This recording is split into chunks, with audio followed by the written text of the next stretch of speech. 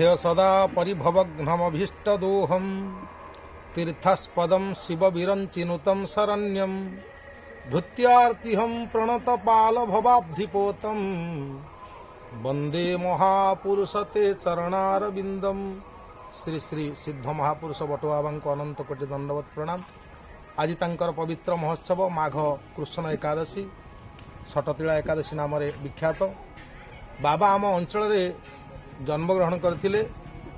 बालीपाटणा नरहरि नायकों कोलमंडन करी बाबा जन्मग्रहण करथिले। 7 वर्ष बयस बसंत रोगरे तांकर दुईटी चक्षु नष्ट जाइथिला। सेठू आसी से खड़ीपाल गोटे स्थान मठ करी रही। तापर बहुत बड़ झड़ तोफान वर्षा द्वारा से मठटी नष्ट जाइथिला। से मठ जो चाल बाबा भासी भासी नदी रे जाउथिले। यही समय रे बाबा भगवान को चिंता कले कौन करिए बोली। आड़े तो चक्षु नहीं। सेपटे गोटे नाउरिया आसी बाबा को उद्धार करी आनिथिले। से खड़ीपाल किछि दिन रहिबा परे बाबा आसी आम ए कदलीबण ग्राम रे रहिथिले, एठी साधन करथिले। किछि दिन एई स्थान रे साधन करी एई अंचलवासी ग्रामवासी मानकर मंगल विधान करी 14 कुलाट रही बाबा पुणी जाई बंदरेश्वर रहिथिले। बाबांकर अनेक महिमा अछि। आमर बाबा अवधूत सन्यासी दीक्षा ग्रहण करथिले। से मल को देहरे बोली होउथिले आउ परिस्रा को पिउथिले।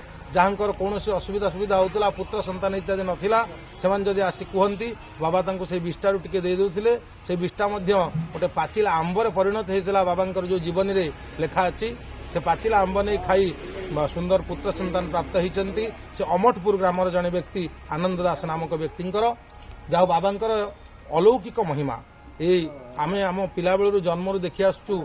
एठी आम महामहोत्सव मठमेला नाम ख्यात। कदलीबण मठमेला कहले समस्ते जानती। पाख पाख ग्रामवासी माने समस्ते आनी आदाय करी सब बाबा भिक्षा दे जाती। ये आम महामहोत्सव हुए संध्या समय रे भागवत पाठ करा जाती। अनेक संगीत प्रेमी भाई माने आसंती। ये स्थान रे आम संगीत परिवेषण करा जाए, भागवत आलोचना करा जाए, प्रवचन कार्यक्रम, बहु भक्त मानकर प्रसाद सेवन व्यवस्था मध्य रही। आउ कौन अधिक बाबा विषय कहवा।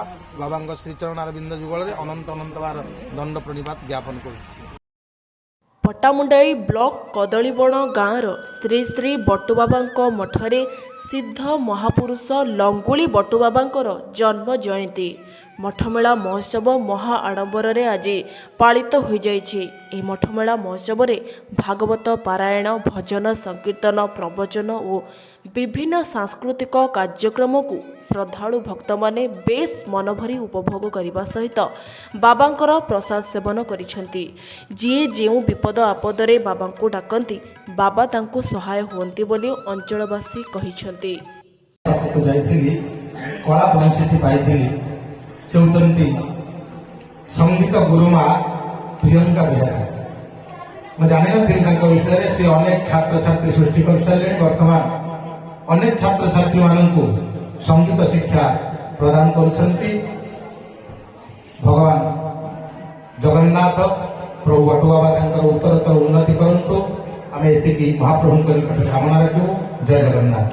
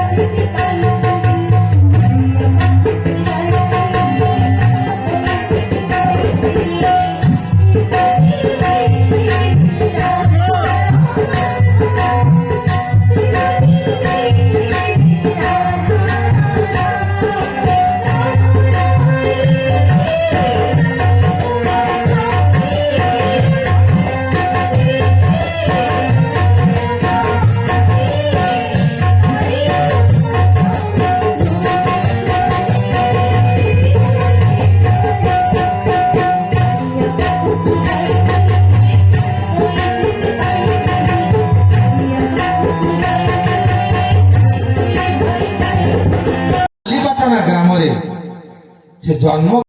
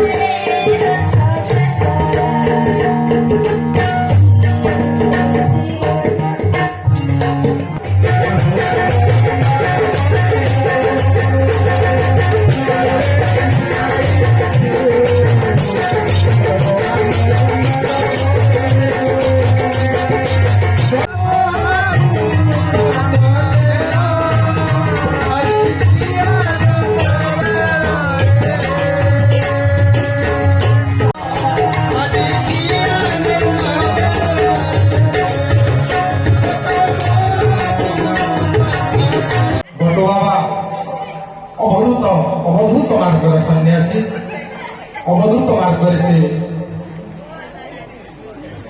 ନିଜକୁ ସମର୍ପିତ କରିଥିଲେ। ତାଙ୍କ ଦେହରେ ସେ ମଳ ବଳି ଦିଅନ୍ତି, ମଇଳାକୁ ବଳି ହୁଅନ୍ତି, ପରିସ୍ରାକୁ ପିଇ ଦିଅନ୍ତି। ଯଦି କିଏ କୌଣସି କାମନା ପାଇଁ ଆସି ପହଞ୍ଚେ ତାହେଲେ ସେ ଦେହରୁ ମଇଳା ଟିକେ ବାହାର କରି ତାକୁ ଦେଇ ଦିଅନ୍ତି। ଯଦି ବିଶ୍ୱାସର ସହିତ ସେ ନେଇଯାଏ, କେତେବେଳେ କଦଳୀ ହେଇଯାଏ ତ କେତେବେଳେ ଆମ୍ବ ହେଇଯାଏ, କେତେବେଳେ କାକୁଡି ହେଇଯାଏ।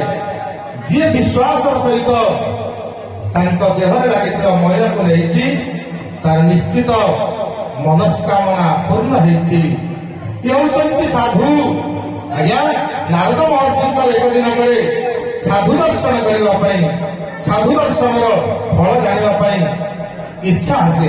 ଇଚ୍ଛା ହେଲା, ନାରଦ ମହର୍ଷି ଯାଇ ଭଗବାନଙ୍କ ପାଖରେ ପହଞ୍ଚିଗଲେ, ପ୍ରଭୁ ସାଧୁ ଦର୍ଶନର କଣ ଲାଭ ଟିକେ ମତେ କୁହନ୍ତୁ।